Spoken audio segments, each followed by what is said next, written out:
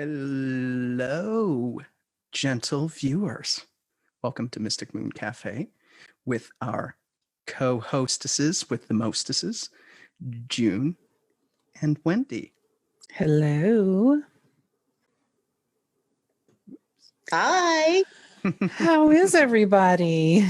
We haven't been together for so long. It has been quite some time. This is what happens when you move. Yeah. First Jake moves and then I move.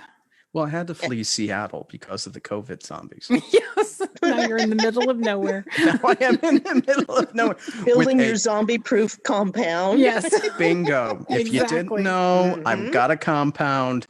The zombies, well, they could break it down. I mean, it's just wood. But anyway. I don't know. They usually don't come off as very strong. Well, when there's like 6,000, when 6,000 of them come bumping up again. That's true. You're screwed. Yes. Well, I just have a sliding glass door and huge windows. They could just step through it. So guys, I'm very excited about our guest tonight. Oh, absolutely. Mm-hmm. Always. Oh, wait, though. What? I have to show something. Oh, she's showing. Oh, so I got this in the mail today, and I was like, I didn't order this little pumpkin, and then I realized this is what happens when I stay up really late, and I'm a little, I don't know what the word is, boozy. But yeah, we won't talk about this.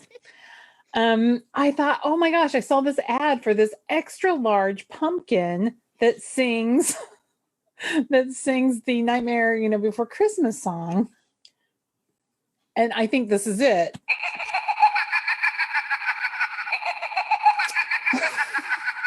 Oh my word. Oh, I don't want to tell you that I paid like $25 for this stupid little piece of plastic. You did not. It has to be it. I was thinking, I didn't order a small pumpkin. Laughs. I thought, I ordered this extra large. It's an extra large pumpkin that sings, the Nightmare Before Christmas song at the beginning. That is all I can think of. Well, I mean, it could be really great for a psychotropic kind of experiment. I can set some little child's epilepsy seizures off by playing and putting it outside. Season of the Witch. Season of the Halloween of the Season of the Witch. Yes. Snakes, worms. Yes. One of your eyeballs. Anyway, I just wanted to share that. If you're buying things online, be careful. Yeah. Look at the reviews, kind of, sort of. Reviews. Don't just go, oh, that looks so cute, I'm going to get it because it looks so fun. Oh, I should tell you how many times that's happened to me. I don't want to say that. I go looking for like the brands, whoever the seller is. I'm like, if it's Joe Schmo's, pawn shop, no. Or it's made someplace in a little country by probably children that right. Mm-hmm. I will say I did order a face hugger mask that came through China Post yesterday. Was it cool? I don't know. I haven't opened it yet. This might be something we do towards the end of the show, though. We'll do, that might be fun, we'll do an unveiling on it, right? Oh my God. But we should get to our guest. Yes. But first, we should. Happy October. Yay. Or viewers, I guess, in this case, right? Halloween month. Yes, I'm very excited. But today's all about Mars. And yes, it is. Let me get to the short bio. I'm of a certain age, so one moment, please. He's going to get his very sexy glasses on. Are those his naughty librarian glasses? Yes, those are his naughty librarian glasses. Oh. Mm-hmm. Now we can see our ears. Darn it.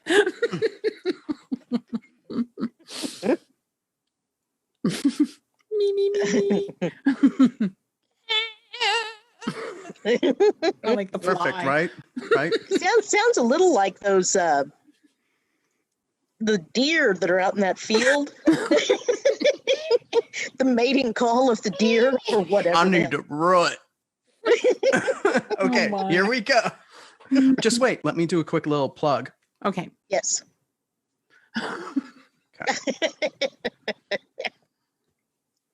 Okay.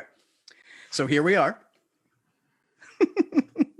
I'm like got two major screens here in the background.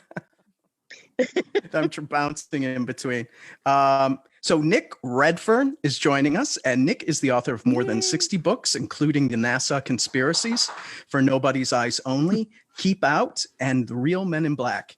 He has been on many television shows, including those on Travel Channel, History, Sci-Fi, and National Geographic, and is a regular guest on Coast to Coast AM, as well as Mystic Moon Cafe and Radio. Thank you very much. Thank you very much. And he lives in Arlington, Texas. So hopefully I can get the unmute to work here. Nick, if you'd like to come on and just press the unmute button on your screen.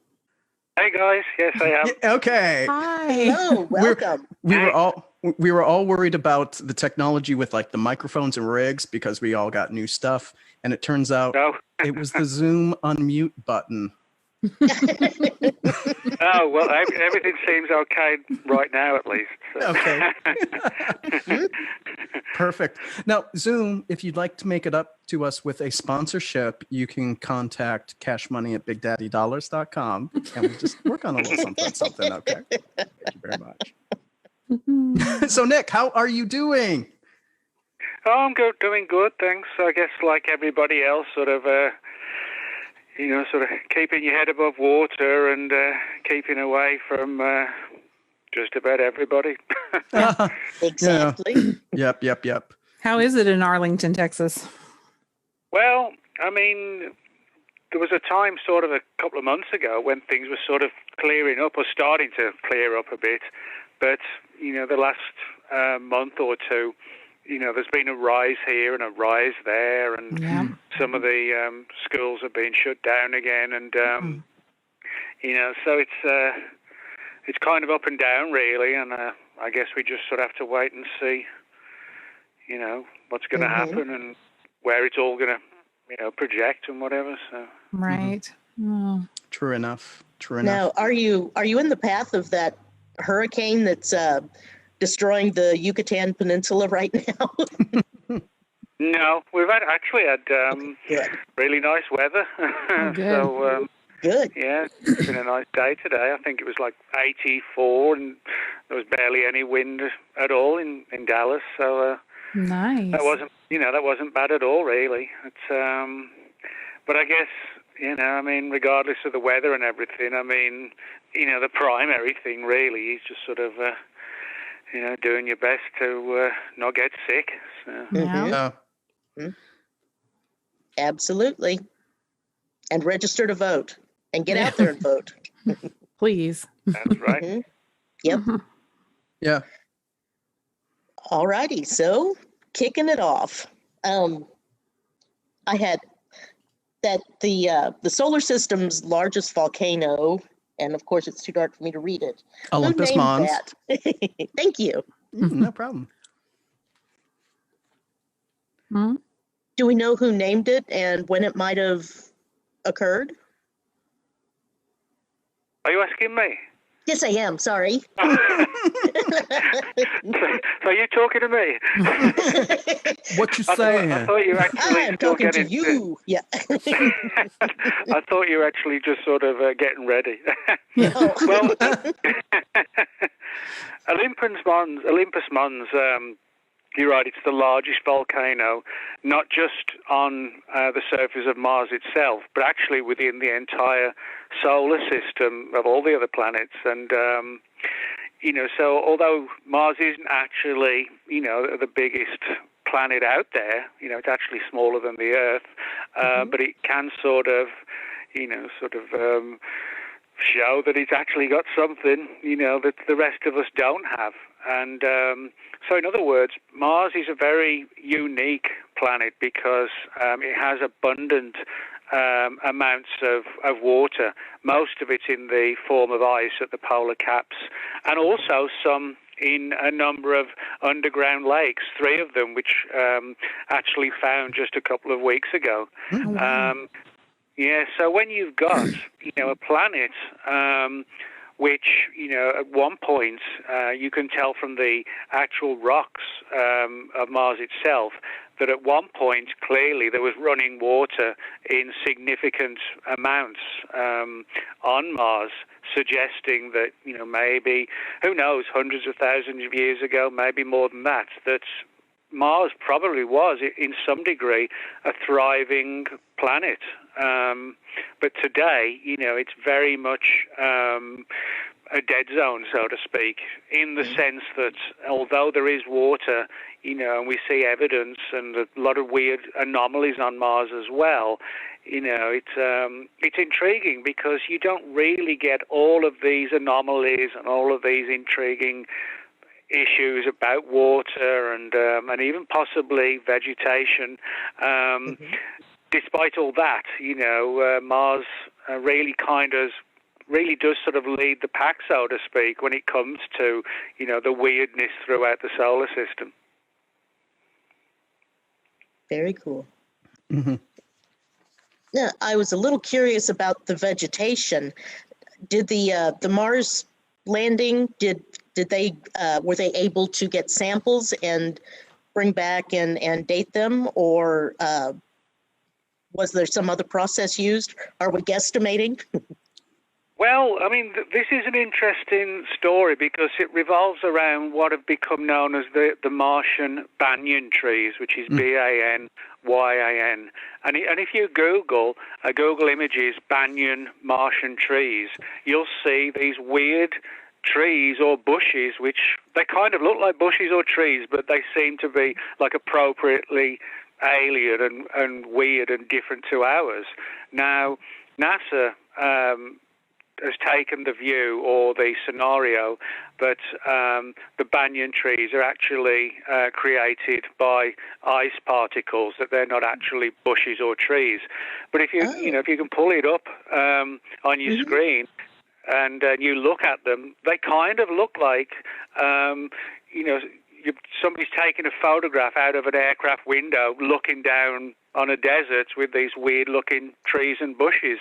And to me, it doesn't look like huge amounts of ice particles. It looks like weird bushes. And so there's been a big debate, actually going back for more than 10 years, as to whether the so-called banyan trees are what they seem to be, or they just eerily mimic trees or bushes.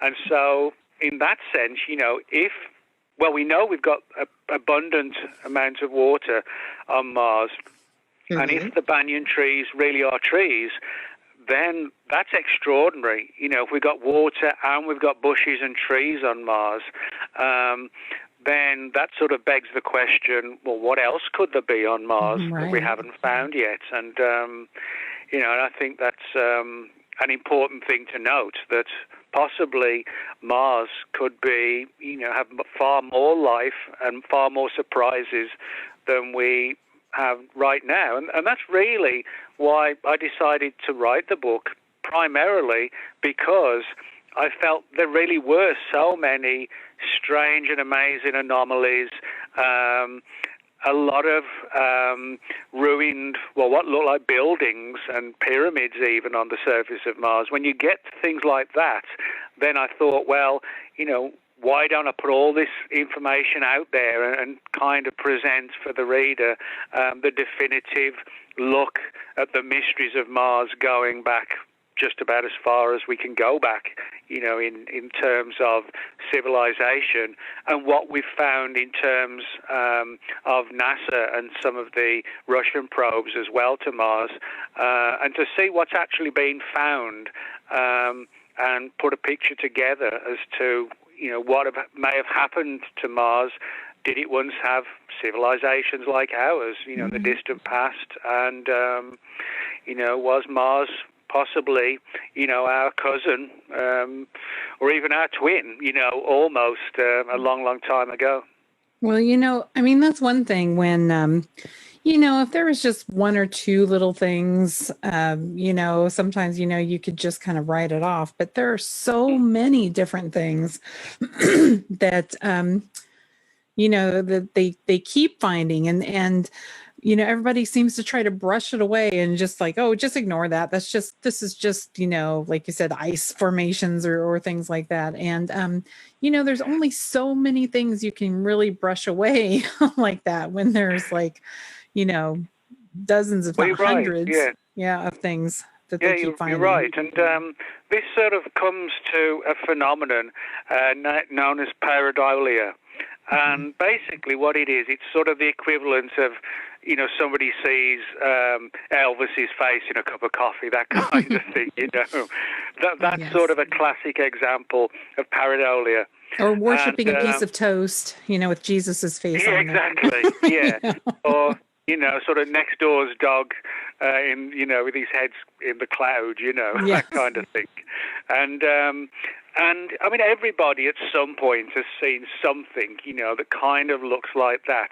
However, if you look at the many photographs that have come back from NASA, and one of the important things to note is that in the book, I've relied on NASA's own photographs, which are now in the public domain.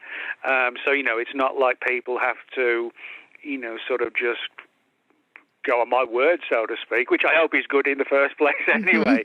But we've actually got a lot of the original photographs. Now, it's intriguing to note that there are a number of photographs that show eerily human-like carvings and structures on Mars. For example, in several cases, there what appears to be ruined and semi-flattened pyramids. There's the famous face on Mars, as it's become known, in an area of Mars called Cydonia, and which is also sort of surrounded by several pyramid-type structures. But what's intriguing is that there's another face on Mars as well. A lot of people don't know about that one, and if you've got your copy of the book with you right now, if you want to turn to page 153, you'll see what has been suggested as a sort of a semi-damaged one of these carved heads. Wow! And do you see it? Now that looks a little too good for pareidolia. I mean, well, yeah, if you look details. at the picture. Yeah, you're right. And I mean, if you look at the picture, you've got what looks like a crown, and then below it, you've got two eye sockets. And if you look at the right-hand side, as you look at it, it even looks like it's got a pupil in the middle. Yeah. And then between it, there's a nose, and you can see nostrils below it, and then wide lips, a chin, and it even almost looks like it's got a dimple in the chin. Now, that's one thing. If you look on the opposite page, page 152, you'll see, again, these are all genuine NASA photographs. There is what looks like some kind of large crab, spidery type creature crawling up the wall of a cave, maybe to get some getting away from the sun, and nobody, not even NASA, has given sort of an authoritative or down-to-earth explanation for what this thing that appears to be crawling up the wall actually is. Now, NASA and various other scientists and the media, they actually nicknamed it the face hugger from the Alien movies, and it's actually not a a bad parallel, really. It kind of looks like one of those things, but slightly more bulkier. But for people who may not have seen the picture, again, if you go to Google Images, Mars face hugger photo, and you'll see this weird-looking thing. It kind of has like a circular body with 8 legs surrounding the body and some kind of head at the front. Now, we don't know how big it is, but it looks fairly large.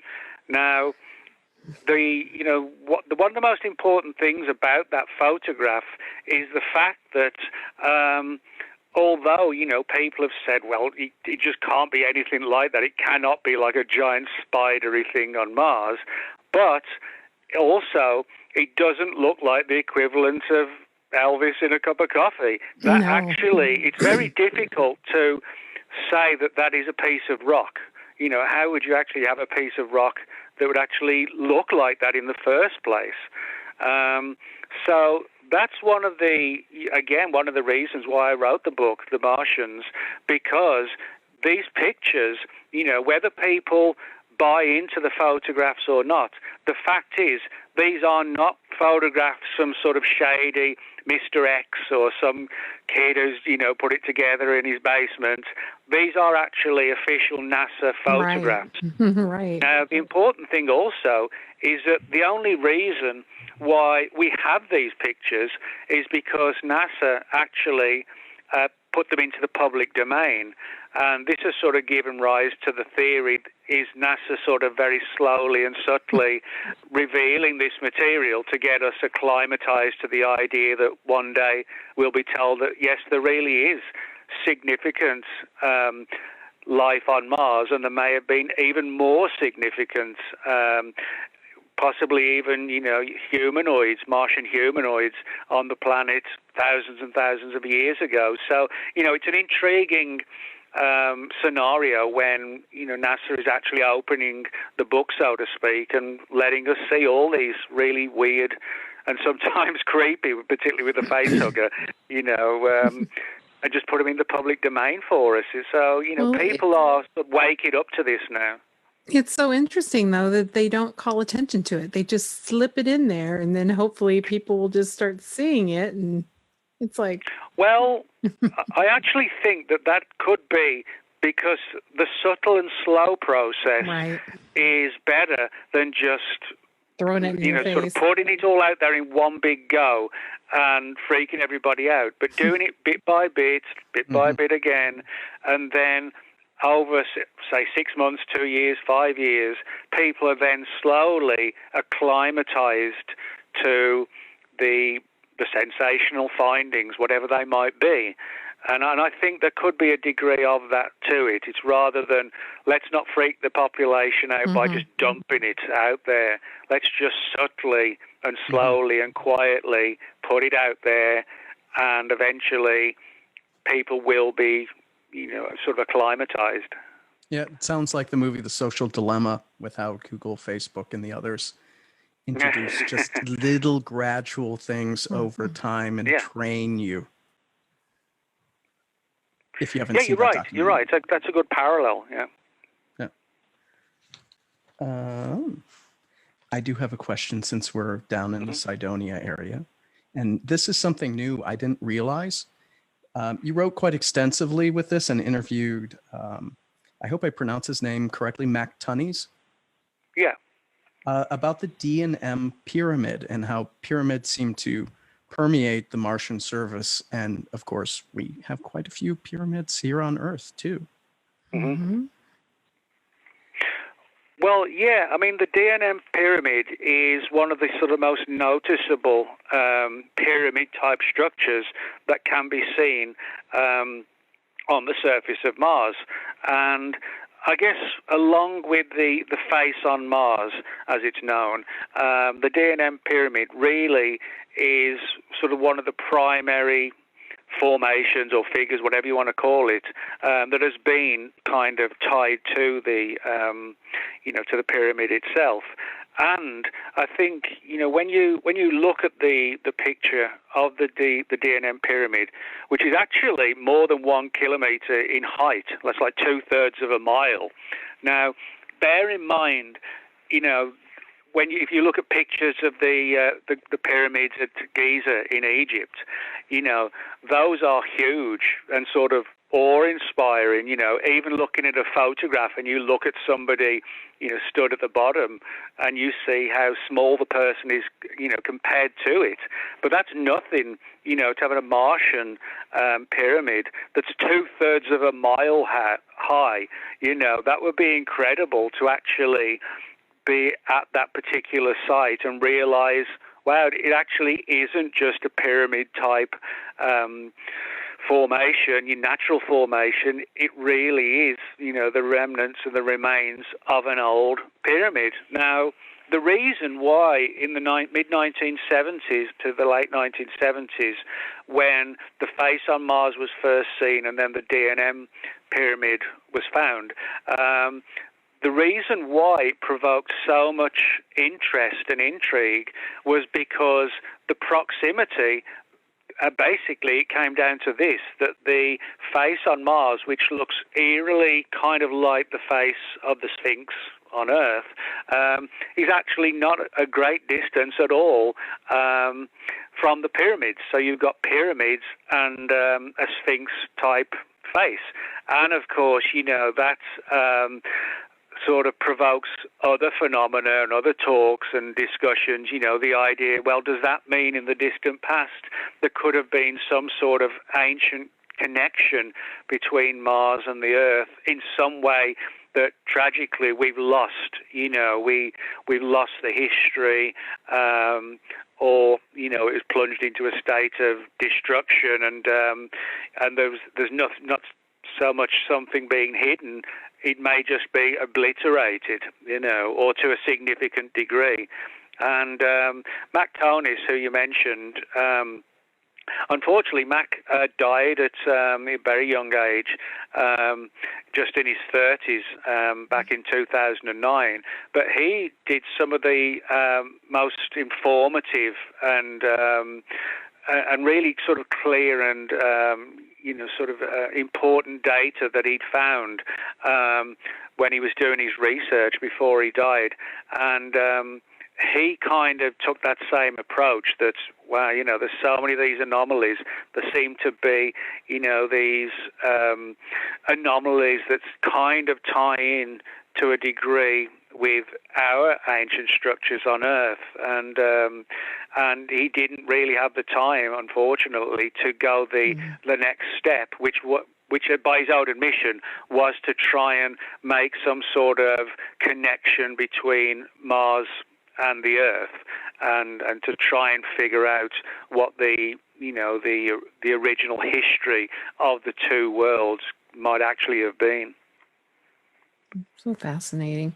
One thing too, I thought it was really interesting that when people were bringing up about the Mars pyramids, that they just basically said it's a mountain, it's just mountains on Mars. And you just look at it and say, I don't know if I see mountains that are, have that precise of sides and everything. So, it just doesn't ring true in my head with all that. Well, I mean, I'm quite happy to be prepared for somebody to say to me, well, this looks like that, but it's not really what it seems to be. But when you get multiple examples of that, then, I think, we're looking at something, far beyond that. And I mean, to give you another example of sort of an Egyptian connection in the book, if you look at page 128, and you look carefully, kind of squint at what you're looking at, a number of researchers have said it kind of eerily looks like a sideway carving and painting with what looks like Nefertiti, the legendary character from ancient Egypt, where you've got sort of like a nose and lips at the front. It kind of looks like a female type face, and also with a large hat, like a high-rised hat kind of thing coming out of the top of the side-on imagery of the carved person. And there's also like a neck, and you can see the nose and the eyes, and as I said, the lips. And again, is all this just coincidence? And my answer to that would be, no, it's not. And there's another example, page 131. You see what looks like sort of a battered pyramid, and in front of it there actually looks like a long, dark, high figure or statue that looks not unlike the Sphinx. You can look at that picture if you've got it open, page 131. If you look at in the background, you've got a pyramid type structure, and in front of it you look like the body of a sphinx, and then the head, and then sort of like a tailing off paws or legs, as it's been, presented now. And again, could this all be coincidence? Well, in some people's minds, that's exactly what it is. But I don't think it is. I think at some point in the distant past, Mars went through some sort of planet-wide turbulent event. Now, whether it was something like a nuclear war, that we could easily sort of tumble into, or Mac came up with an intriguing theory that possibly in the distant past, when Mars may have been advanced as us, that there could have been perhaps some breakaways from the asteroid belt. And, if you're talking about gigantic asteroids slamming into the surface of Mars, it could have been a natural disaster, but of such a scale that, it pulverized the planet. It could potentially have, literally spilled billions of tons of dust into the air and the atmosphere, which would have sort of played deadly havoc, with the humanoids, or whatever you want to call them, the Martians,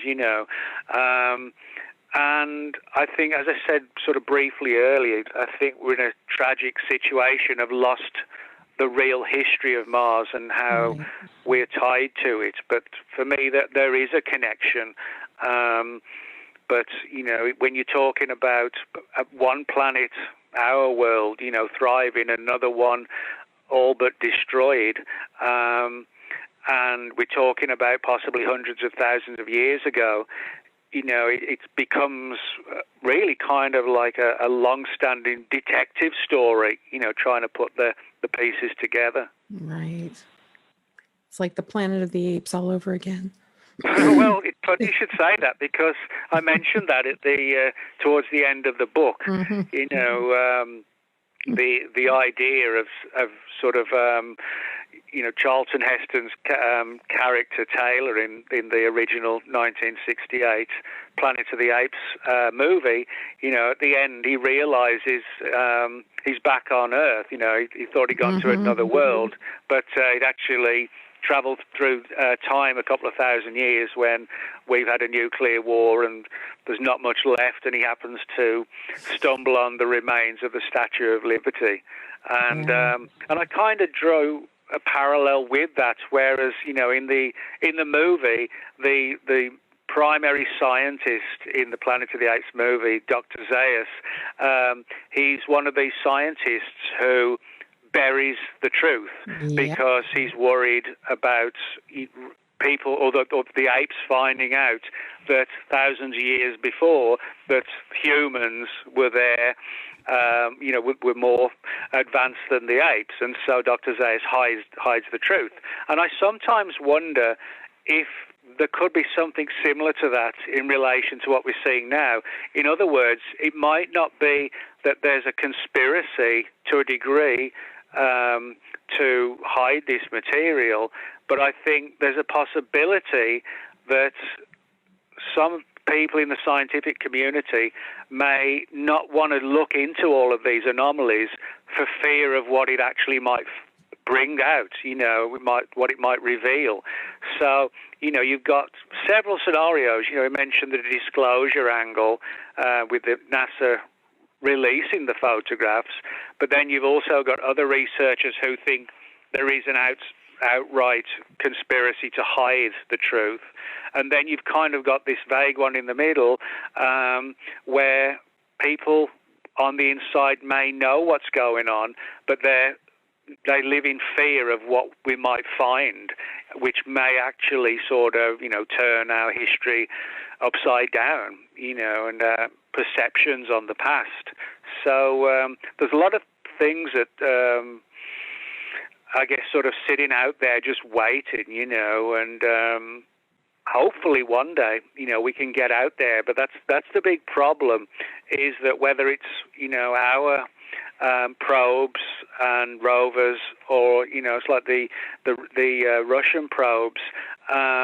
Right now, we don't have the ability to have astronauts, or cosmonauts as the Russians are called, without the astronauts and the cosmonauts, we're forced to just take pictures on the ground and from space. If one day, we have the ability to actually send people, which I still think is going to be a long way away, unfortunately, but that could answer a lot of questions. Let's just go to that place where that weird facehugger was, and if it's still there and it looks like a rock, then it's a rock. Right. But if it's not there, well, it should be there if it's just a rock. So that would be exciting. I think the big irony would be, there'd be a big irony that it's not there, but by not being there actually suggests it had walked off. Yeah. I was about to say, you see the tracks and an empty exoskeleton and then much larger feet. Yeah. Exactly. But speaking of, observing what's happening on Mars, in chapter 8, you've got a whole section on this that I found really interesting. It's, if you've got the book, it's They're Ancient People, They're Dying, and it deals with the May 22nd, 1984 event dealing with the CIA and remote viewing. What's the scoop? Well, yeah, this is a really intriguing story, possibly one of the most intriguing stories in the book. Now, I just mentioned about how difficult it actually is, for us to go to Mars and actually see what's there. But in May 1984, in a very alternative fashion, the CIA actually did achieve that. Now, not by clandestinely, flying some sort of high-tech new craft all the way to Mars and back again. What they did was to secretly use some of the CIA's remote viewers. Now, I'm sure a lot of your listeners will know what remote viewers are, but for people who may not know, it's basically using psychics who can sort of project their mind onto specific locations, sites, situations, etc. And the CIA in the early 1970s set up several remote viewing programs, and the plan was to primarily, use the remote viewers to psychically spy on the Russians or the Chinese or North Korea, etc., etc., and that we could do it by projecting our mind rather than having to sort of, parachute some James Bond type guy, out of the sky at midnight, that kind of thing. Now, what's particularly intriguing is that the whole primary goal of the remote viewing program, as I said, was to keep our eyes on our potential enemies. And, this was at the height of the Cold War, 70s and 80s. But in 1984, May 1984, the CIA began operating in various different ways as well. And one of them was to remote view the surface of Mars. And the remote viewer was asked by the CIA handler, we want you to project your mind back roughly about 1 million years BC, something like that. And so that's what the CIA remote viewer did. And the story, well, not the story, the documentation has actually now been placed into the public domain, or at least several pages of it has. We know now that there actually are a lot more of these remote viewings of Mars, but we've only been able to get one so far. Just one's been declassified through the terms of the Freedom of Information Act.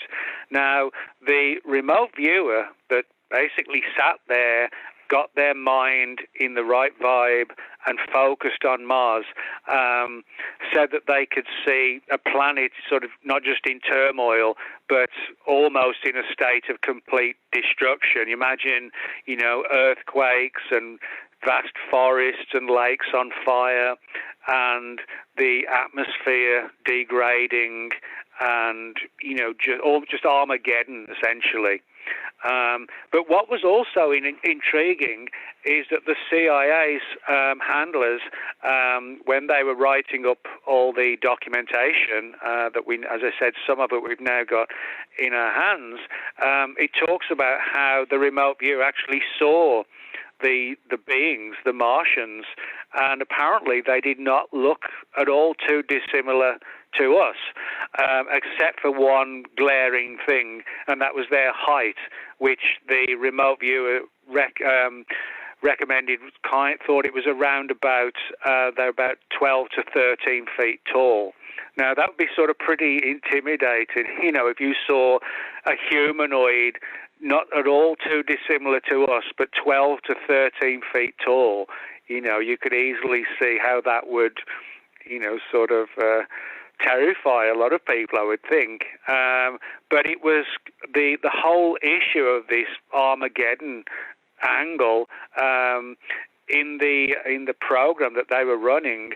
The remote viewer could see these giant Martians fleeing to caverns and caves and underground facilities, doing the best they could under the circumstances to stay alive and possibly find some way against all the odds to survive the destruction and possibly survive and eventually come out and start to reconstruct the Martian civilization. Now, some people might say, that's just sci-fi, but you have to remember this is not just, me telling a story. This is the CIA official documentation put together in 1984. And what's really intriguing is that the CIA actually left NASA out of the loop. NASA had no idea. NASA, sort of focused on rockets and photographs and probes and that kind of thing. NASA had no idea whatsoever that the CIA, in its own very alternative fashion, was actually sort of, as I said, remote viewing Mars. Just like the rest of the public and the media, when the document was finally declassified under the Freedom of Information Act, that's when NASA found out.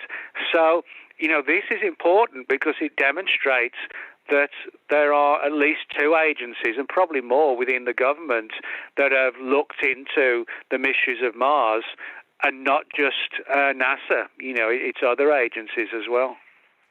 Now, to follow up on that, what I thought was really interesting is, I don't know if it's in that chapter, it might be in chapter 9, but there was a connection between these Martian giants and our own moon, and maybe a discovery there. Oh, yeah. Well, yeah, this sort of follows on from the CIA. I should say actually comes before, but it also sort of pans over into present times as well. And this revolves around another remote viewer, a guy named Ingo Swann. And I should just stress that the remote viewer who did the viewings in 1984, their name has actually been deleted out of the files, primarily for privacy reasons. They actually do that deliberately so that people like me can't go knocking on their front doors, and finding them and say, hey, I want to talk to you, about what happened. But the other story, the one you just mentioned, as I said, this concerns a remote viewer named Ingo Swann, who's now deceased. But on a number of occasions, beginning in the mid to late 70s and onward as well, he was brought into another of these clandestine remote viewing programs. But it doesn't seem to be the CIA. It seems to be another agency, but we're not sure which. So that, again, that sort of presents evidence of another agency looking into the mysteries of Mars.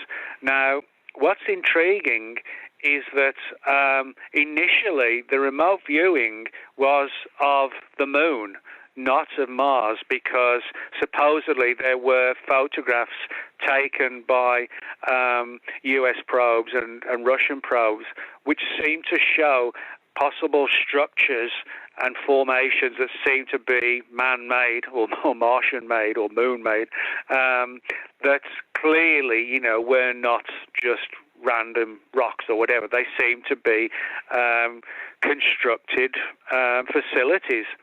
And so Ingo Swann was asked to see what he could find on the surface of the moon by looking at these formations.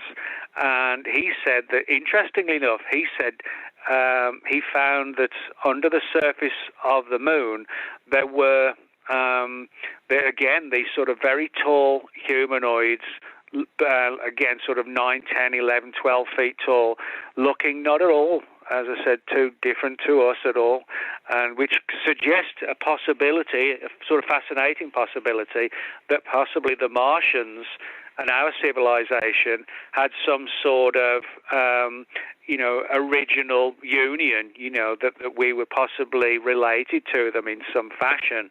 But what's even more intriguing is that as the remote viewing program went along in relation to the moon, Swann was confided in a fascinating story that he was picking on this image again of a long, long time ago of a sort of a fleet, if you like, of Martian craft making it away from Mars before it fully, sort of destroys itself, and managed to get to at least the moon, and kind of used it as like an outpost, almost like a military outpost, and that kind of sort of brought the story to an even bigger size. You've got Martians, trying their best to flee the planet or hide deep under the planet, possibly others of the surviving ones making it to the moon and finding a way to possibly live deep under the surface of the moon itself. Now, again, that it kind of sounds wild, but when you put the 1984 CIA remote viewing operations together with Ingo Swann's and another remote viewer that I interviewed for the book, Kimberly Rackley, who's a very skilled remote viewer, when you put all that together, you have this situation of like a worldwide calamity, and the Martians just fleeing wherever they can go and find a way to start again. And that's,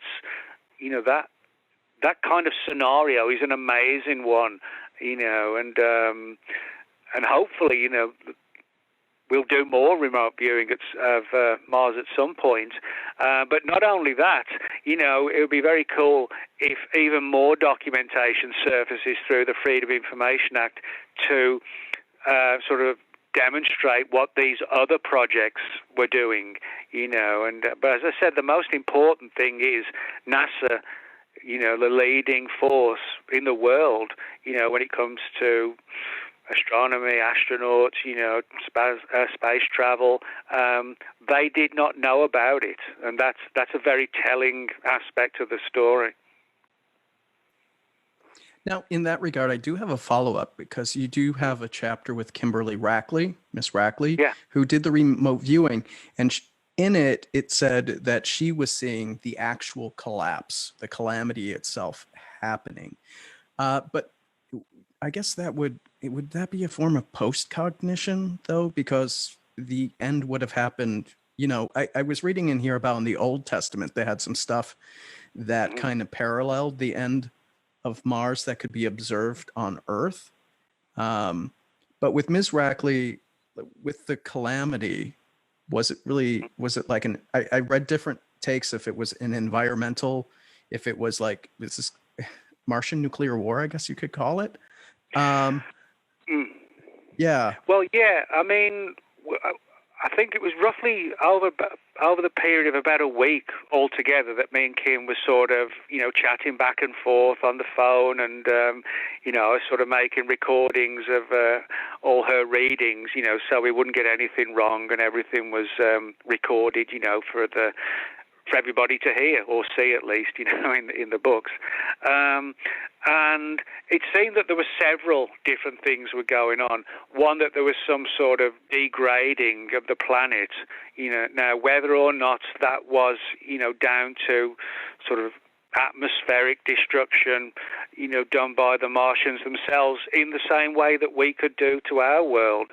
But it may also, if when civilization starts to spiral into a state of anarchy, then it's possible then that could have provoked, sort of a warlike situation, kind of like now, if we're in a situation worse than now, and that's an even worse virus than the one we've got now. Let's just hypothetically say, things start to spiral worse and worse, and then anarchy sets in, and then nation after nation, start to get panicky, and before you know it, you've got, one destructive phenomenon followed by another. And I think if you read, Kim's story from that perspective, you get to see that there was sort of numerous different aspects that seem to be sort of tied with this destruction. But Kim talked about a number of different and weird sort of Martian entities, which sort of begs the question, which one should we really call the Martians? There are some which she described as almost sort of ant-like, but much larger. Mm-hmm. And then there were some that seem, again, very much like us, but very tall and sort of, sort of overpowering. But again, this situation of a fully functioning world with, families and a history, but teetering on the brink of complete disaster. Mm-hmm. Yeah, so that ties in. This was, I found was really interesting, was in chapter 25. You go on and write about CryptoTerrestrials. So in it describes two types of Martians, though, the ones that are very much like us and the giant ones. But it seems the ones more like the humans were in need of some DNA. And so I wouldn't be surprised if, we have a common ancestor or something like that. There would be some. Well, yeah, I mean, this is actually one of the issues that Mac Tonis brought up.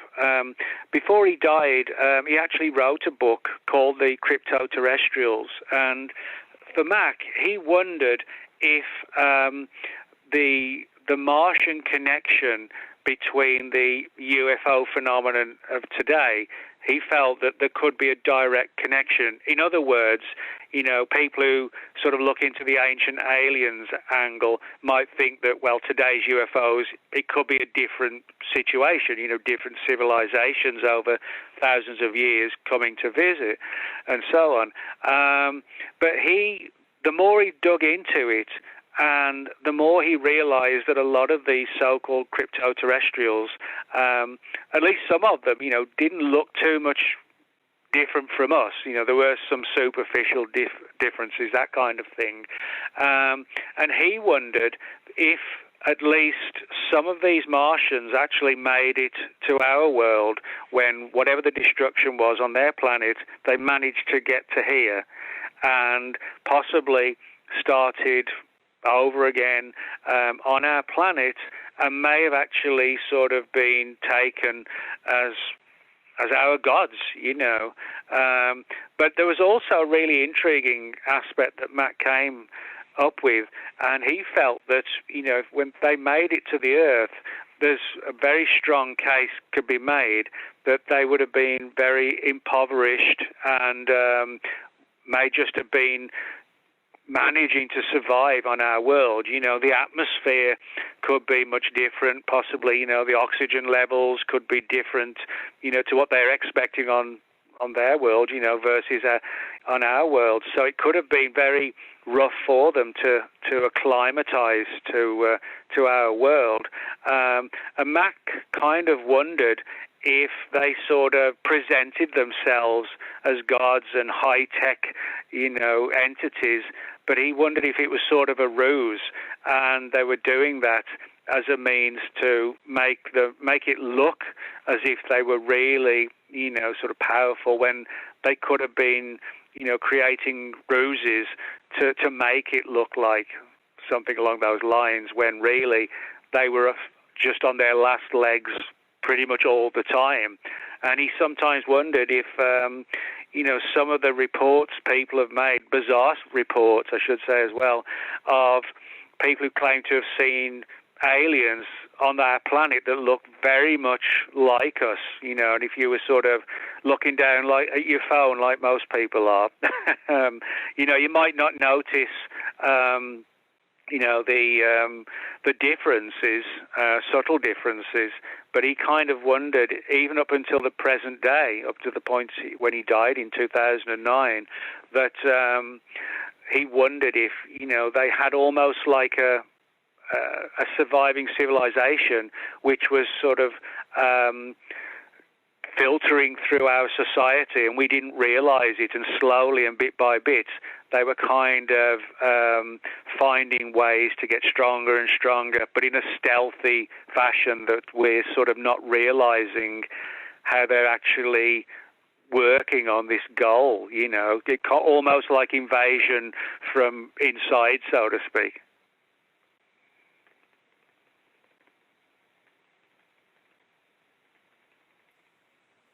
Hello. Sorry. I was just wondering, one of the things that I always wonder, of all the movies out there, which movie do you watch and think, I think somebody might have an inside scoop to really what's going on? I mean, is there a movie out there that's like really made you go, Do you mean movies about Mars, you mean? Or yeah, movies about Mars, not, documentaries, but just, That's a good question, actually.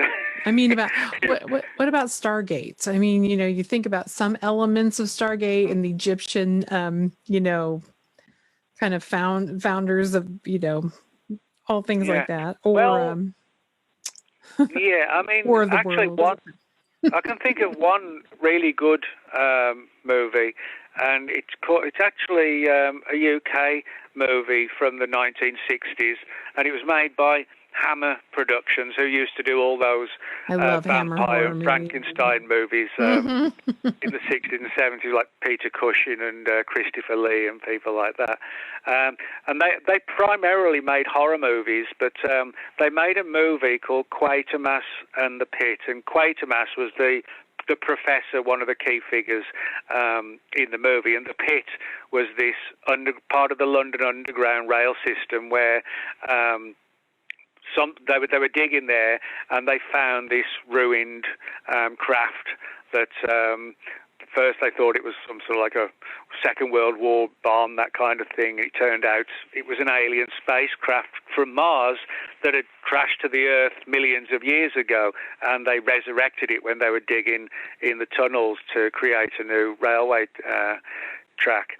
And it's a really interesting story, because it talks about how the Martians, who in the movie are sort of like giant insects, they kind of look about 5 foot tall locusts is how they look, and the British government wants to hide the truth, because the truth is that these locust type creatures genetically altered us from primitive man to more advanced primitive people, and it's a fascinating story, the idea of how and why a government would hide the truth about the Martians for the fear that people would freak out if they realized that we were somebody's science experiment, and upgrading us genome by genome, that kind of thing. So that's a really cool movie to watch. It's sort of part horror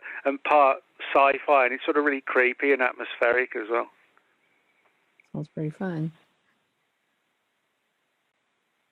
Just wait. But I mean, one of the important things is, the way in which the world of sci-fi, primarily, in movies and TV, has really embraced, Mars. I mentioned Quatermass and the Pit, and there's Ray Bradbury's classic story on the Martians. Yes, I always love that one. Yeah, and there've been a number of movies all about Mars, and some of them, focused on the face on Mars as well. So you've got pop culture sort of blended in with a genuine Martian mystery, and and again you have the sort of the conspiratorial side of that, where some people think, the intelligence community or communities have sort of got, ties to the world of Hollywood, and again, there's a careful way of sort of getting us acclimatized to the truth by, at first at least, exposing us to cool Hollywood movies about Martian mysteries. So there's a lot to think about along those sort of perspectives.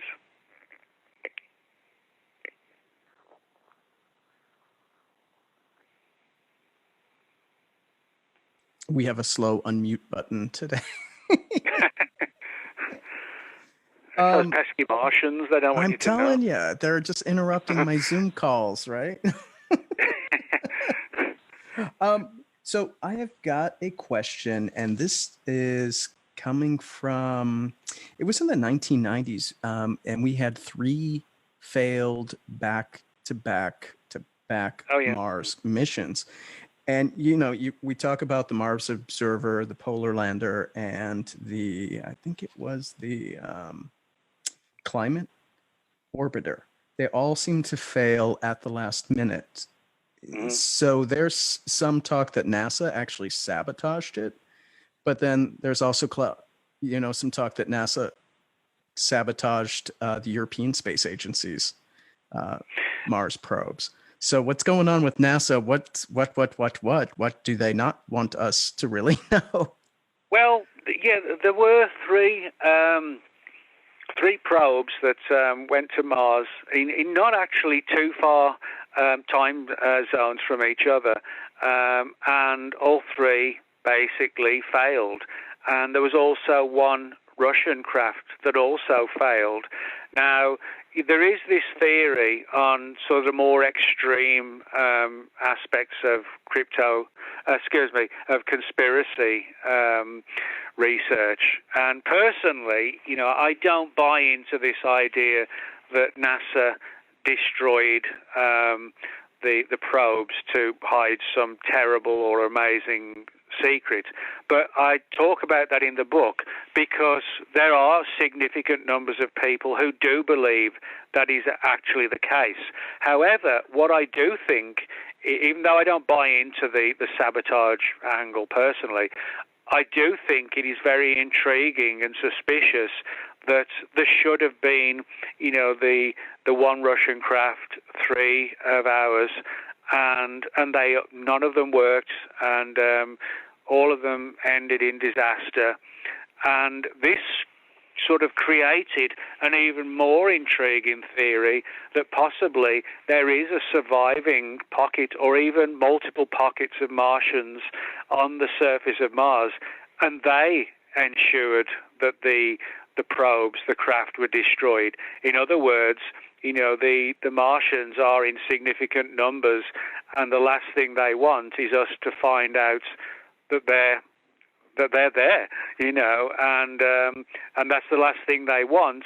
And although that might sound like the good kind of story for a sci-fi movie, the fact is, if there are Martian civilizations across the planet, the primary goal would be to keep them secret from that pretty warlike civilization known as the human race. So I think that's an intriguing theory that possibly, although we're seeing these intriguing pictures like the face on Mars and the pyramids and things like that, the fact is also, that there could be much more that the Martians don't want us to know. And if we get too close, who's to say that they wouldn't take action in the same way that we might? So You never know. No, you don't. But as I said, I do think there was something very suspicious about the losses of all those craft, and and for me, if I was sort of put on the spot and said, which scenario do you go with? I go with the scenario of the Martians actually sabotaging the craft themselves to keep their secrets hidden, and so we don't find out exactly where on or under Mars they actually are. Right. Well, yeah, I heard that one. I always thought that was funny that they said Earth is the planet that when Martians go by that they lock their doors. Probably was a cuter way to say that, but it was just really funny. It's like, yeah, let's lock our doors from those humans. But again, all this kind of suggests some sort of, I guess, almost like a unique connection between us and them and the two planets. I mean, if you look back into our worldwide history, I mean, Mars played a significant role, as a god, so to speak, in terms of the Romans, the ancient Greeks, the Egyptians, and even at Stonehenge, with the alignments there. And so, I think it's almost kind of tragic, that we're still stumbling for the answers to what may actually be, an incredible historical series of events that have been lost, to the passage of time. But, to quickly jump back, briefly back about the CIA and the remote viewing, there are ways and means, beyond just waiting 30 or 40 years before we can, have a crew, going out to Mars. So, I'm quite still optimistic that we're going to get more answers, more photographs. And one of the days, I'm pretty sure we're going to see a photograph that is not going to be able to be denied. And when that happens, then I think the floodgates will really start to open. Yeah, somebody's gonna mess up one of these days. It's gonna be right there. That's what we do. Yeah. We're good at doing that, and so eventually that will happen. Yeah, somebody will grab hold of that and just run with it on all the news outlets, everything. Yeah. It's going to be something else. So. But I mean, it's a fascinating story, and there's so many, different angles to it. The idea that, if the Martians really did come to Earth, and we were then, they were perceived by us, I should say, as gods, that might somehow, sort of explain the stories from a lot of ancient religious texts about the giants, That's what I was thinking too. Yeah. Yeah. And that, when you think about or talk about, the giants and, they took human women and things like that, you have to wonder, were they actually pockets of Martians who fled Mars and came to Earth? I think it's far more than a coincidence. But, for example, like Kimberly Rackley, who did this sort of really cool remote viewing, she talked about seeing very tall humanoids. Ingo Swann did. The CIA's remote viewers, they all talked about giant humanoids.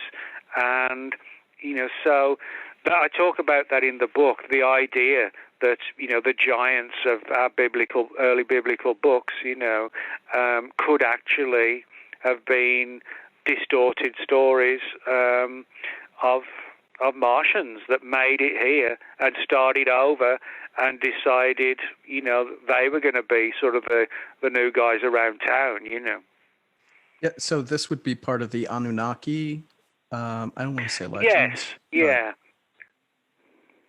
Well, yeah, I mean, there's a bit of both because, it's been suggested that there was a Martian civilization and possibly an Anunnaki civilization. In other words, they weren't one and the same. In other words, the Anunnaki weren't Martians. Although some people do actually think, that the Anunnaki were not from some,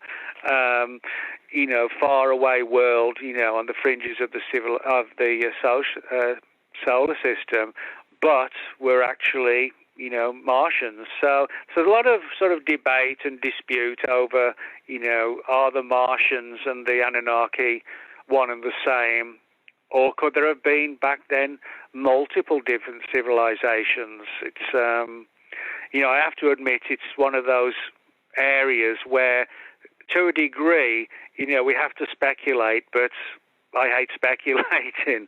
But even if you have to speculate, you can speculate with good reasoning, like from the perspective of making parallels with the Old Testament's giants and the potential Martian giants. I don't think it's out of the picture. And of course, when you start to talk about gods that were really aliens, I can easily see why, if that was proved and somebody within government found out, I don't think they would tell us that, because the idea of shifting well-held beliefs, religious belief systems, and then, somebody reveals that, they actually were just Martians, they weren't gods. I mean, that would probably cause turmoil, if it was proved. And, of course, it would be difficult to prove it.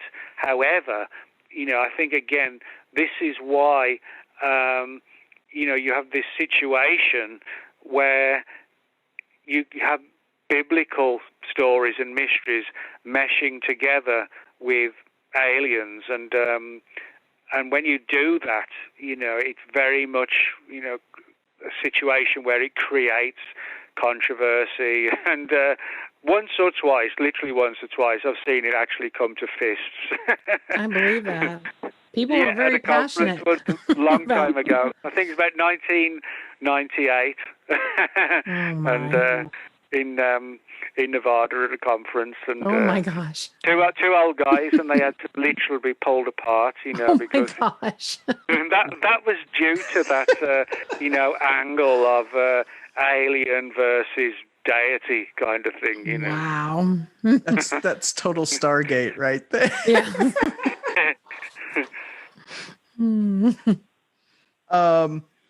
So since we're kind of on the subject of but this is kind of a non sequitur, I'm just gonna ask you, because I was really interested in your part on high velocity, if I could talk, right? High velocity impacts, and how the Earth has these massive craters that didn't necessarily wipe out the Earth, like using Australasia as the example in it. It's how do you get such ginormous impact without a massive die out, like in 65 million years ago, right, in the Yucatan. But in the case of Australia, it doesn't look like it was wiping things out. And I know you alluded to the Martian nuclear war, and some of it might have been fought on the Earth. I think that was in chapter 19 or 21. I can't remember which one. Yeah, well, that chapter, high velocity impacts, looks at these sort of anomalous craters which can be found all across certain portions of the planet. For example, you just mentioned Australia, and there's one that's really intriguing to NASA. They've actually posted online articles, one called the Lonar crater in India. And what's intriguing is that the Lonar crater, there's a story about it that it was supposedly the realm, if you like, of a giant humanoid. Now, some researchers have suggested that these sort of high-velocity impacts were, were not actually, things like asteroids or meteorites slamming, into the planet, that kind of thing. But they could have been the final last remnants of possibly some sort of localized, probably not worldwide, but localized nuclear exchanges, maybe between the Martians and possibly the Anunnaki. We just don't know. But the scenario is an intriguing one, because when we detonated the first atomic bomb in 1945, when the war ended, when it caused the war to be ended, was when the Japanese basically surrendered because the cities of Hiroshima and Nagasaki had been destroyed with the atomic bombs, and the Japanese had no choice. It was either stop and surrender, or systematically, bit by bit, we'll destroy Japan. And so the Japanese surrendered. Now, the atomic bombs, when the first one was tested out in New Mexico at a place called the Trinity site, what happened was that they didn't really know the full extent of what might happen. And it turned out that when they blasted the first atomic bomb, the sheer heat actually turned the sand into what actually looks like glass. It isn't glass, but it looks like glass, and it has this sort of cool green color to it, and it became known as trinitite after the site itself, Trinity. And what's even more intriguing is that where there is evidence of these high velocity strikes in Australia, you can actually see, I should say, the equivalent of trinitite in Australia. And the most amazing story of all, and it sounds like a made-up story, but actually isn't.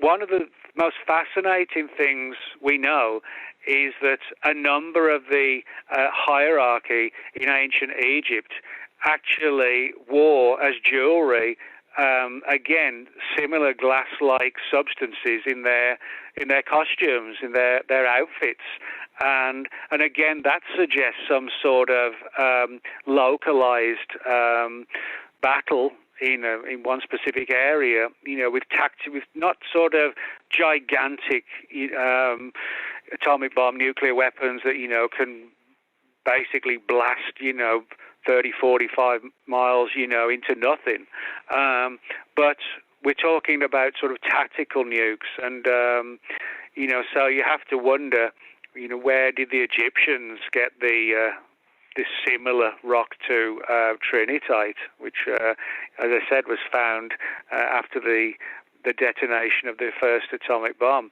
Now, the other aspect of this, it relates to the destruction of Sodom and Gomorrah. A lot of people don't know this, but when Sodom and Gomorrah were destroyed, there were actually 5 cities, and 2 of them were spared. But everybody knows about Sodom and Gomorrah, but they don't know about the others. Now, if you read the story in the Old Testament of the destruction of Sodom and Gomorrah, God supposedly, destroyed the people and the cities because he didn't like what they considered to be a good time, and they were destroyed. And although there were these mysterious characters who came forward and spoke to one of the primary characters in the Old Testament, Lot, these mysterious characters turned up at Lot's house and told him that you, your children, and your wife must leave because the cities are going to be destroyed. And so they fled the city. And what's even more intriguing is these mysterious characters warned Lot and his family, when you flee the city, when you've left the city, keep running and don't turn back and don't look back, and just keep going until you can find cover. And that's exactly what they did, and they survived. Now, the most interesting thing about this is that against all the directions, Lot's wife did actually stop, and she turned back. And in the Old Testament, we're told that she was turned into a pillar of salt. And so, she kind of looks supposedly like a statue, but made out of salt. However, what's particularly intriguing is the wording in all of this. And it turns out that one of the words which actually, you're talking about turn to dust, one of the words is very similar to sort of turn to ashes.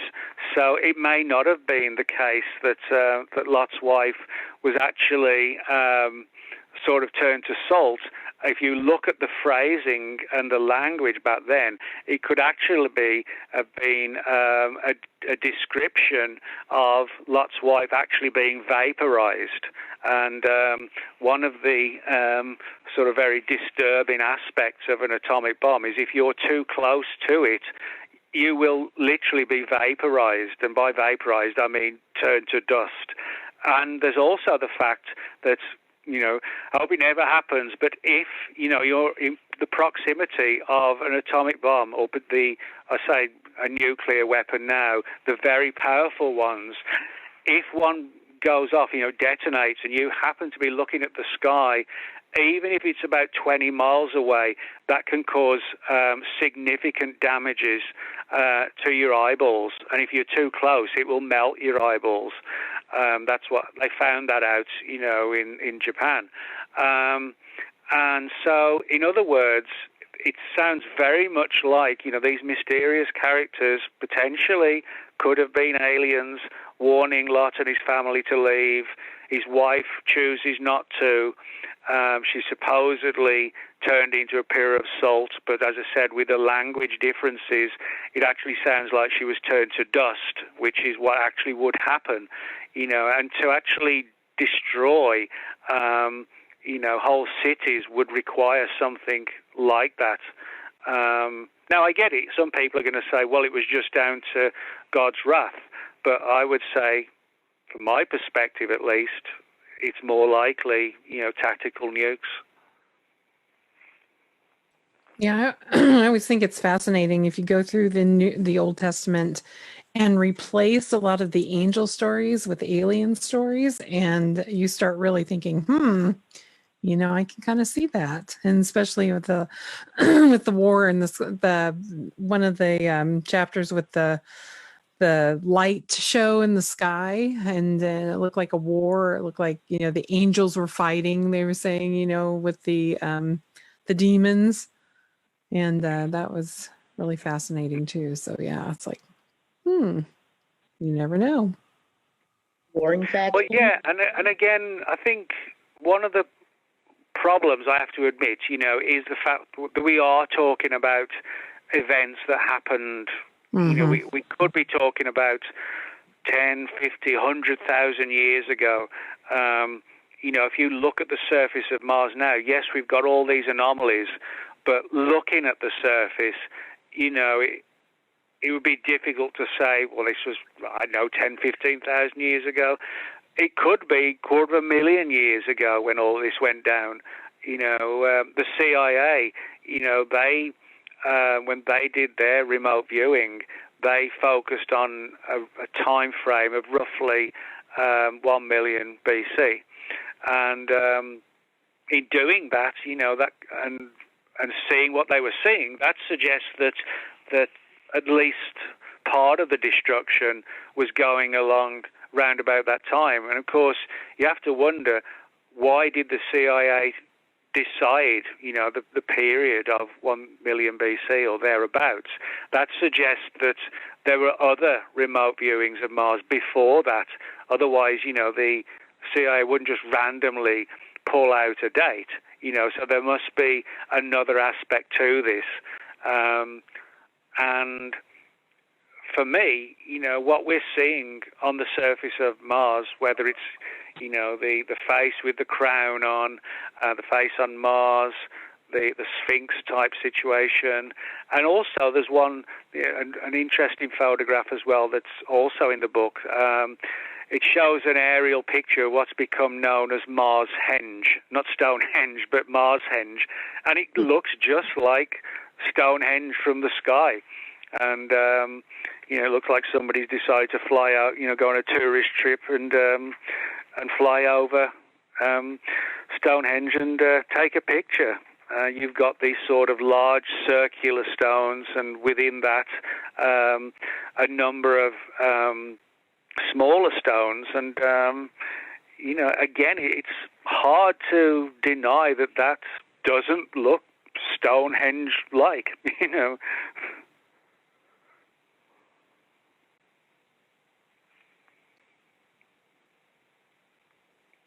I'm looking up the pictures now. I've got your book with me, Nick, if you can't see. I know you're on your phone. So I'm going to show everyone the henge. But what I found was interesting, just kind of back to those structures and stuff, is the monoliths found on, I think it's Phobos. But there's even debate if Deimos and Phobos were actually really captured. Everyone calls them captured asteroids and stuff, but your book talks about how they may not necessarily be something pulled in from the nearby asteroid belt. Well, yeah, I mean, Mars has two moons. One's called Phobos and one's called Deimos. And they're extremely small. They're tiny. You know, they're like not much bigger than your average town. And I'm not kidding either. And they're very small. But what's particularly notable and sort of eye-opening is that not just Phobos, but also on Mars itself, there are these strange monolith type structures. And if you've ever seen the 1968 movie, coincidentally, Planet of the Apes was also 1968, but that's kind of beside the side.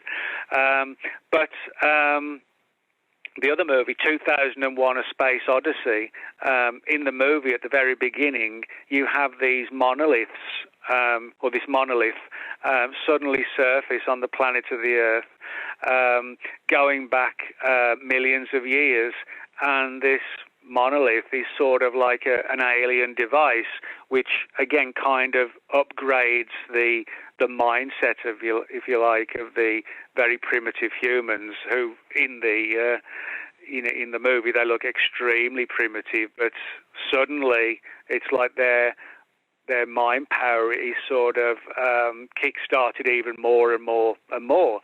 And it's almost like fiction shadowing fact, in the sense that you have this monolith on Phobos and a monolith on Mars. And when you look at them, they don't look as if they are, you know, man-made or intelligent. I mean, they look like they're made, you know, by something intelligent. They don't seem to be random. It just seems too far off, you know, to say that these were just acts of nature. And if you look at both of the pictures, you know, they don't look too dissimilar. And of course, that begs the question, well, who was around, you know, 100,000 years ago to have the ability to land on Phobos, this tiny moon, which would be actually quite a precarious thing to do, and then create this monolith. And of course, what was the reasoning behind it? So it's not just mysteries on Mars, but it's also mysteries on the moons, or at least on one of the moons of Mars anyway. And so, you know, if there was a Martian civilization, it would actually make sense to sort of use it or visit to it in the same way that we've done, you know, with our moon. It's not sort of out of the question. In fact, it's probably most likely they would have done that.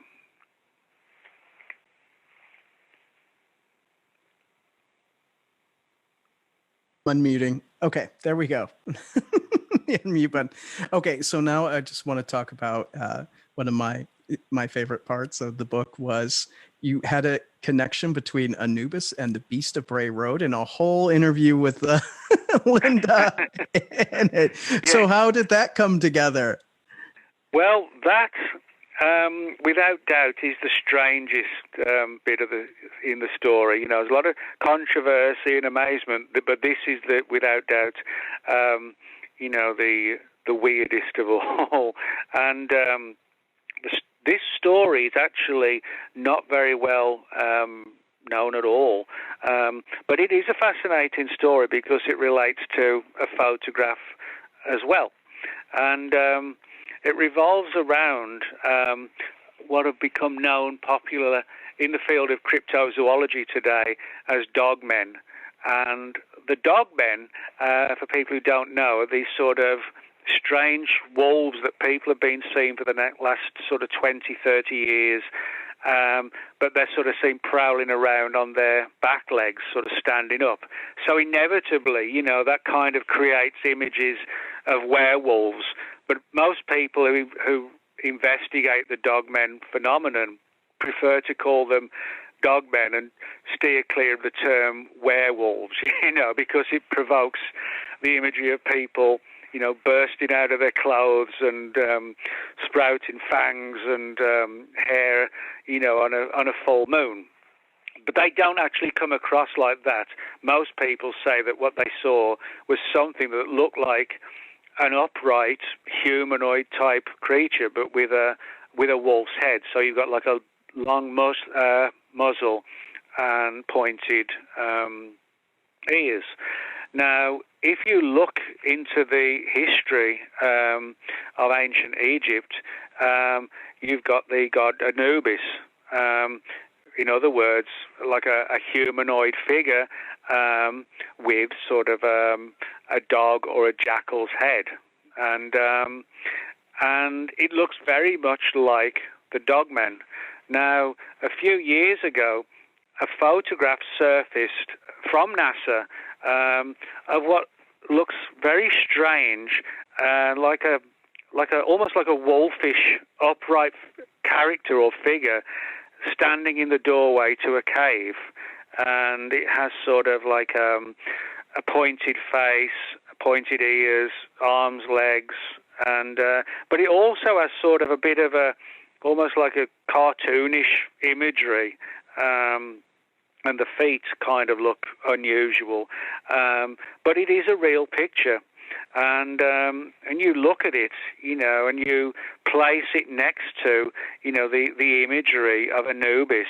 If you look at a lot of the ancient Egyptian pictures of Anubis, you know, you get the image. It's humanoid, pointed ears, long snout, etc.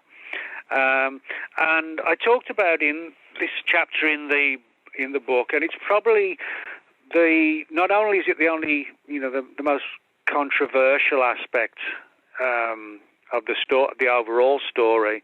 I think it's also difficult to really where you go with this. I mean, I've shown the photograph to a number of people, and some people have said, well, you know, it looks like an upright type wolf kind of creature.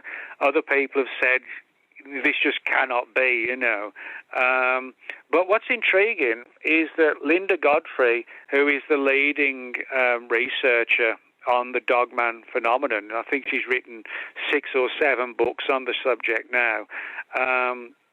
But a number of years ago, Linda was actually approached, interestingly enough, by one of the retired remote viewing operators that we talked about earlier in relation to what the CIA did in 1984.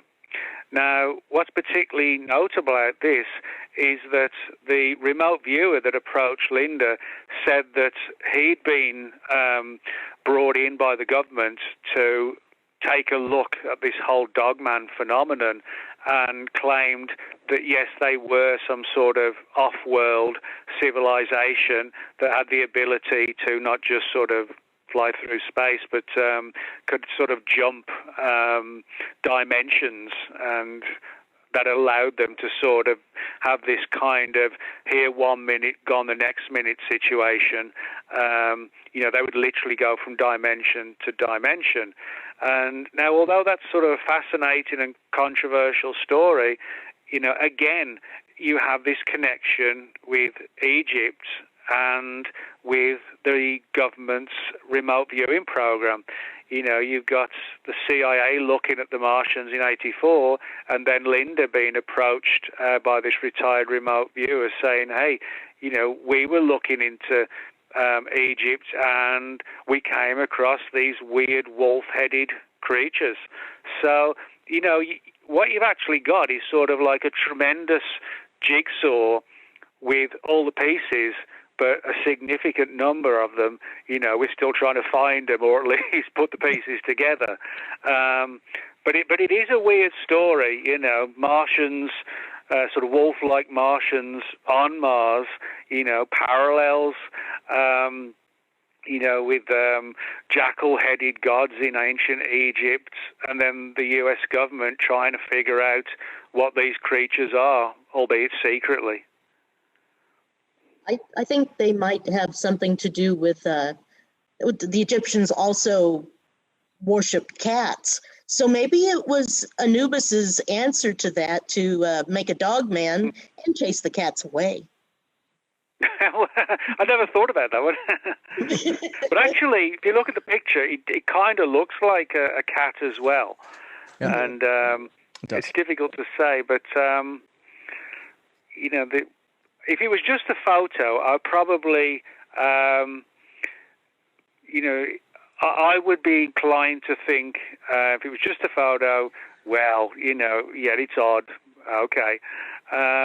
But when you put all the other threads together, as I said, like with Egypt itself, the whole angle of Egyptian gods and the jackal-headed entities, what the story that was given to Linda Godfrey. There's a big story there. There was actually someone who I'm sure you'll remember. I mentioned in the book how a well-known figure in the field of ancient astronauts got very excited by the photograph and actually prepared a lengthy paper on it, and then eventually, or I should actually say not eventually, pretty quickly decided that he was going to sort of back away from it because he felt it was just too controversial. But that was kind of an interesting little story, a well-known character in that field that was kind of like, oh my God, and looked into it further and further, and kind of put the same points together as I mentioned, when we've just been talking about this, like with Linda and the the photograph versus the parallels with the ancient artwork of the Egyptians. But even for him, it was a little bit too far. But I felt, it was worth the, talking about it and put the story in there and presenting, both sides of the coin, because I think that's an important thing to do. Don't try and make a story fit, but actually put it out there for the reader. And if this one particular story, is too much for some people, I get it. It is a wild one.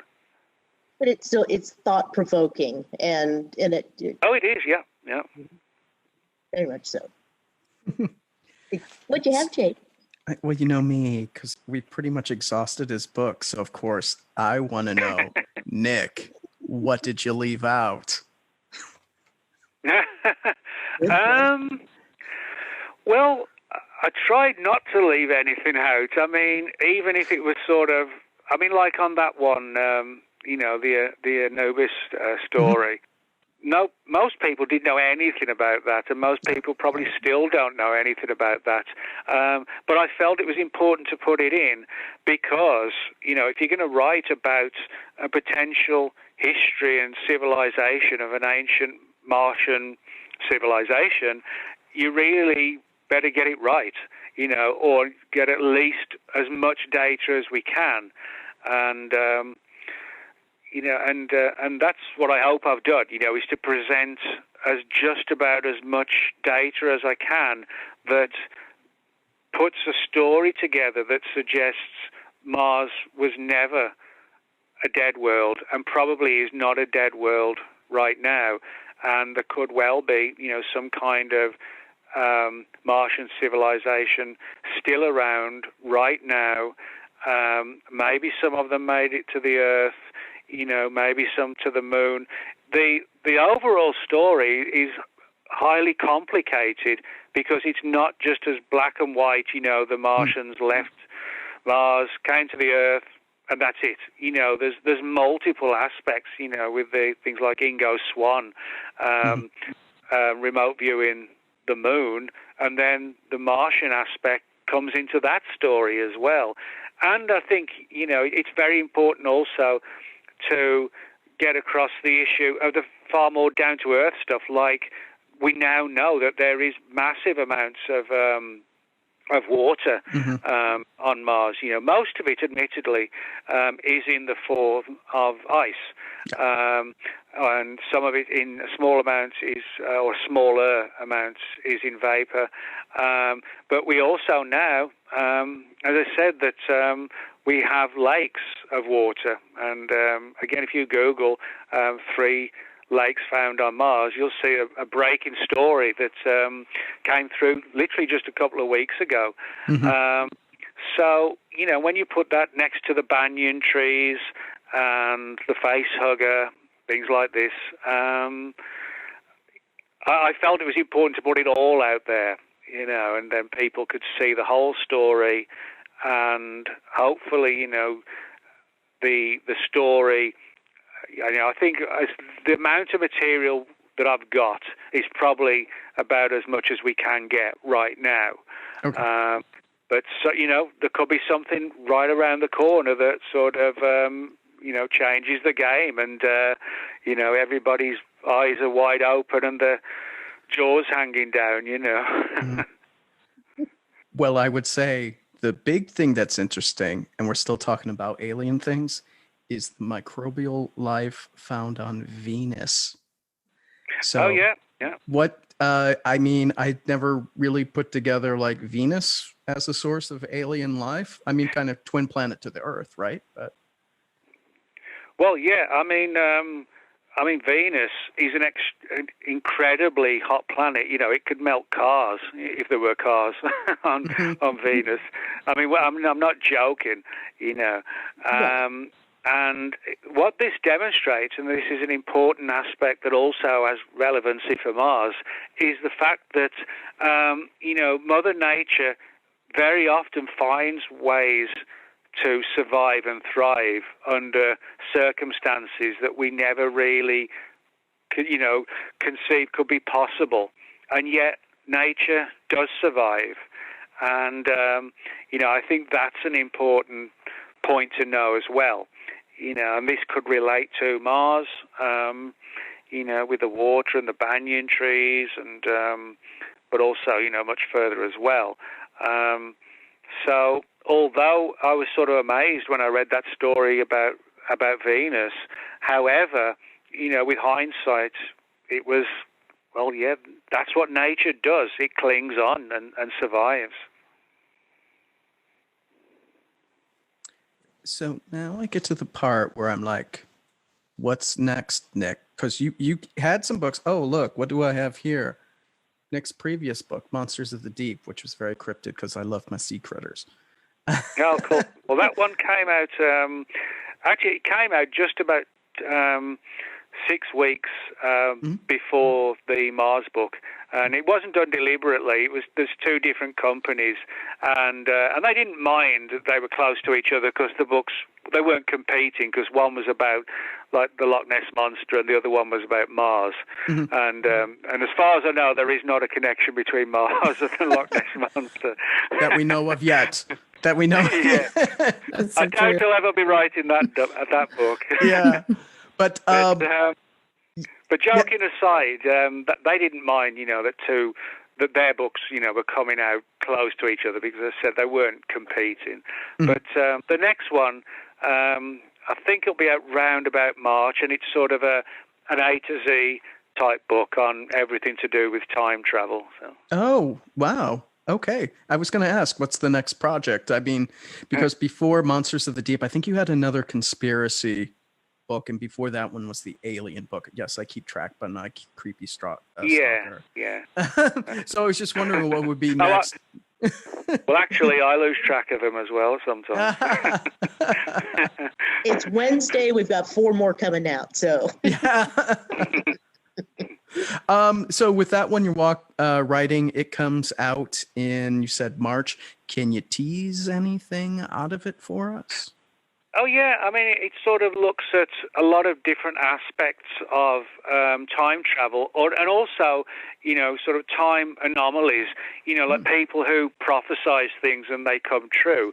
It's like, how can you actually do that? How can you project into the future? It suggests prophecies, in some fashion are the result of time manipulation. So it's not just about somebody, like a movie like Back to the Future or anything like that. It's sort of, although it does talk about the pop culture side of time travel in movies and TV shows. Time machine. Yeah, and DeLoreans and that kind of thing. and was it flux capacitors? Yes. And but it sort of talks of what I didn't want to do was just go over the same old ground as other books on time travel. So I've also talked about some really anomalous stuff where people claim to have seen ancient creatures like pterodactyls and even dinosaurs. People claim to have seen briefly, and it kind of shimmered out of almost like a portal and was there for a few seconds, then was gone. Again, as if we kind of entered a different sort of time realm very briefly. And also there's a couple of sections on, are the creatures or the entities that are flying the UFOs, are they really aliens or are they time travelers? Yeah. Or could it be a bit of both? Could they be time travelers who happen to be aliens as well? So, there's a lot of, what I wanted to do, as I said, was to not just go over the same things, but give people sort of some interesting and entertaining stories to tell about time travel and how the reality or the potential reality behind it, and how it might be achievable, and and also the angles like, well, what happens if you go back in time and something goes wrong, and you change the timelines, that kind of thing. So I'll be covering just about anything and everything to do with time travel. And yes, we don't want we don't want Biff to become president, do we? Who? Oh, Biff from Back to the Future. What did you say? Sorry. I said we don't want Biff from Back to the Future to come back and be president now, do we? No. right. Sorry. No. I mean, I try and stay away from politics, but yeah, I mean, time travel would be perfect. Yes, movie politics. I would be happy if I could change certain things. A reckless youth, eh? But with the butterfly effect, you just don't know what all it'll. Yes, that is true. That is true. Oh man, that is true. So just to touch certain points for your other for our listeners that follow you for cryptozoology. I mean, you had Monsters of the Deep. You're the Bigfoot guy. Well, you got anything? Well, that's my other big interest is the whole field of cryptozoology, which is unknown animals, and I got interested because when I was about 5 or 6, my parents took me on a vacation to Scotland, and we spent a day at Loch Ness, and my dad told me the story, the Loch Ness Monster, and I've still got a few vague memories of my dad telling me the stories. We sat on the shore of Loch Ness, and my dad said, you know, this is where the monsters are, son, you know. And I never forgot it. And when I was about 11 or 12, something like that, I started to sort of read books on things like Nessie and Bigfoot and, you know, the sort of classic scenario, read them in bed, you know, when you should be asleep going to school the next day. You know? And so, as I said, I never moved away from that. And actually, cryptozoology is my sort of favorite thing to investigate, strange creatures, because I enjoy going on road trips and expeditions and, you know, and going out looking for these things. You know, I kind of get sort of antsy and, you know, if I'm stuck inside all the time, Boy, I like do to get on the road. Yeah, I like to get out there and go looking for monsters, you know. So you're going stir crazy right now. Yeah. Maybe well, a nice... I guess I've got used to all that right now, you know, with what we're all going through. Right. Yeah, very true. So, Nick, then we've got about 5 minutes left here. How, if someone wants to get a hold of you, what's the best way to do that? Well, I've got a blog called World of Whatever, and if you Google Nick Redfern, World of Whatever, that will take you to my blog, and you can reach people there. You can reach me at Twitter, Nick Redfern, UFO, and just enter my name at Facebook, and you'll see me. And so people can reach me all those ways, and I'm always happy to chat with people. You know, if people want to share a story or they've got a question, I'm always happy to help, because, you know, I always take the view that, you know, if people are going to buy my books or read my books, you know, it's the right thing to give something back.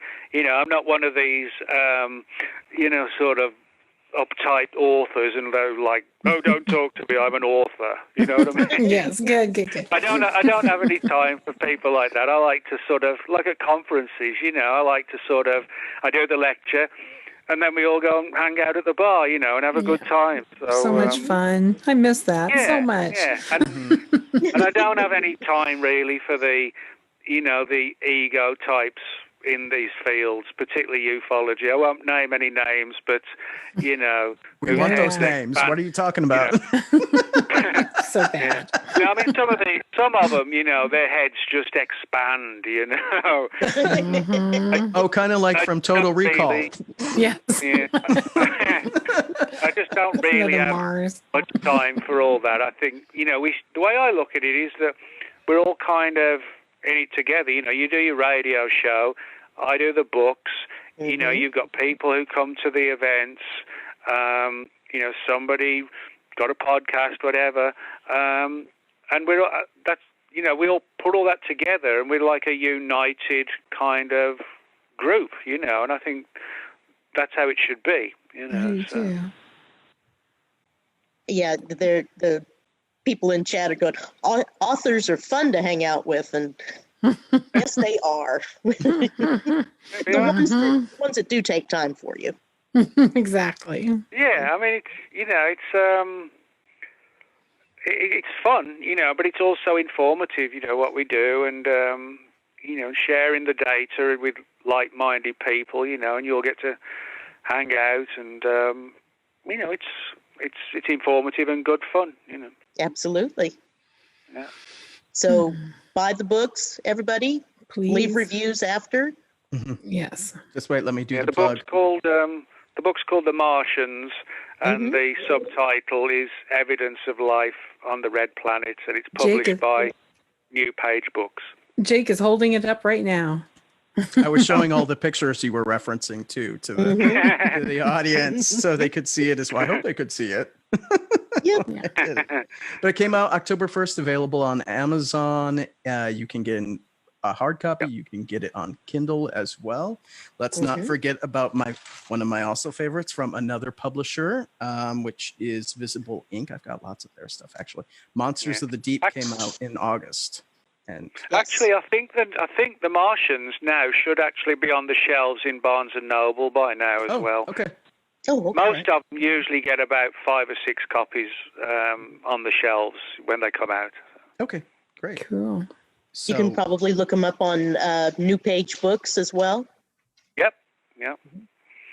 Yeah, I'm everywhere. I'm like a nasty rash. Oh.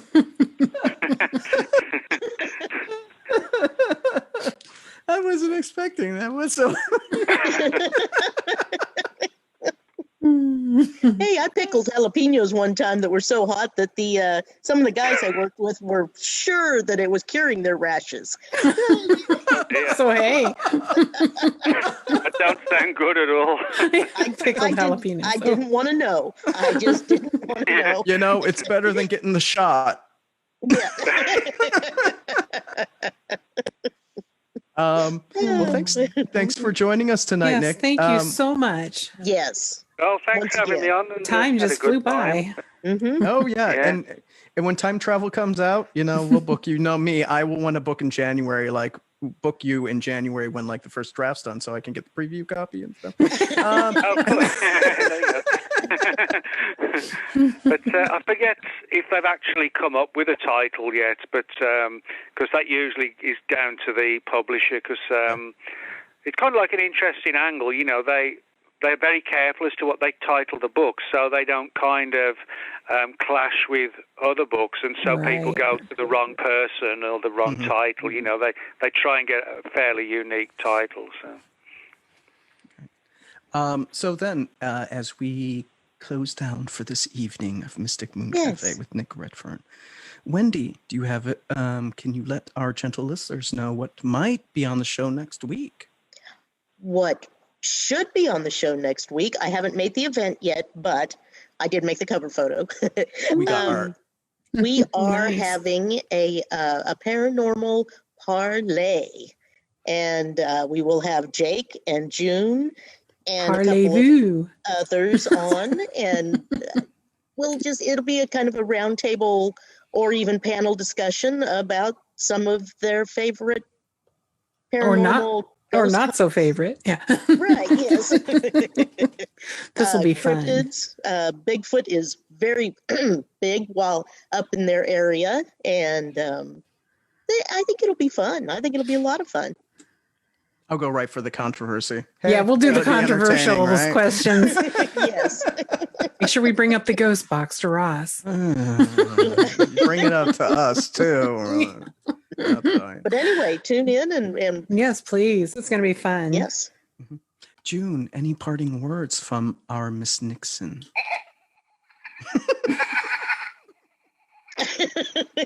That's my parting words. Everybody be safe and have fun.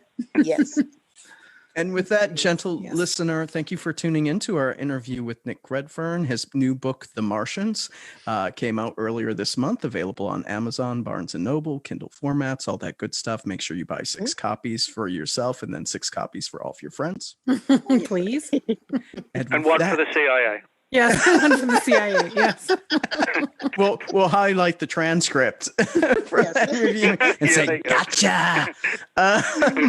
So with that, folks, thank you very much for tuning in and have a good night. Bye, everyone. Bye.